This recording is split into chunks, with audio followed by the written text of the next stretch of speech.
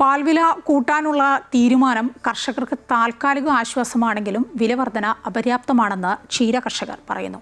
കാലിത്തീറ്റയുടെയും വൈക്കോലിന്റെയും വില കുത്തനെ ഉയരുന്നതാണ് കർഷകർക്ക് തിരിച്ചടിയാവുന്നത്. 3 വർഷത്തിനു ശേഷമാണ് പാൽവില കൂട്ടാൻ മിൽമ തീരുമാനിച്ചത്. ഉൽപാദന ചെലവ് ക്രമാതീതമായി കൂടിയതിനാൽ കർഷകർ ഏറെ പ്രതിസന്ധിയിലാണ്. ലിറ്ററിന് 4 രൂപയാണ് മിൽമ കൂട്ടിയത്.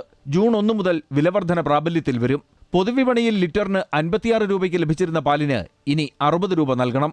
ഇതിൽ 3 രൂപ 35 പൈസ കർഷകന് അധികമായി ലഭിക്കും. 10 പൈസ മിൽമയ്ക്കും ബാക്കി ക്ഷീരസംഘത്തിനുമാണ്.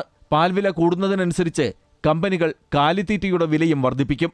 ലിറ്ററിന് 60 രൂപയെങ്കിലും തങ്ങൾക്ക് ലഭിച്ചാലേ പശു വളർത്തൽ ലാഭകരമാകൂ എന്ന് കർഷകർ പറയുന്നു. പാലിന് വില കൂട്ടുന്നതോടൊപ്പം ഈ കാലിത്തീറ്റ കമ്പനിക്കാർ അതിൻ്റെ വില കൂട്ടുന്നു.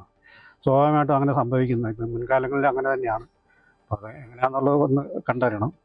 പിന്നെ ഇപ്പം ഈ പെട്രോൾ ഡീസൽ വില വർധന ഉണ്ടല്ലോ. അപ്പോൾ ട്രാൻസ്പോർട്ടിങ്ങിൻ്റെ ഭാഗമായിട്ട് അതിൻ്റെ വില ഈ സ്വാഭാവികമായിട്ടും ഇത് കൂടാതെ കൂടുമ്പോൾ നമുക്ക് പാൽവില കൂട്ടിയെന്ന് പറഞ്ഞാലും ക്ഷീരകർഷകർക്ക് അതിൻ്റെ ഗുണം കിട്ടാൻ പോകുന്നില്ല. കാർഷിക ജില്ലയായ ഇടുക്കിയിൽ കൃഷിയോടൊപ്പമാണ് പല കർഷകരും അധിക വരുമാനമെന്ന നിലയിൽ കന്നുകാലി വളർത്തൽ നടത്തുന്നത്. പുലർച്ചെ മുതൽ രാത്രി വൈകുവോളമുള്ള അധ്വാനത്തിലൂടെയാണ് ക്ഷീരകർഷകരുടെ ഒരു ദിവസം കടന്നുപോകുന്നത്. എന്നാൽ ഇത്തരത്തിൽ കഠിനാധ്വാനം നടത്തിയിട്ടും ക്ഷീരമേഖലയിൽ നിന്ന് ലഭിക്കുന്ന വരുമാനം ഉപയോഗിച്ച് പശുപരിപാലനവും ജീവിതവും മുന്നോട്ട് കൊണ്ടുപോകാൻ കഴിയില്ലെന്നാണ് കർഷകരുടെ അഭിപ്രായം. MC Boban, Amrita news, Idukki.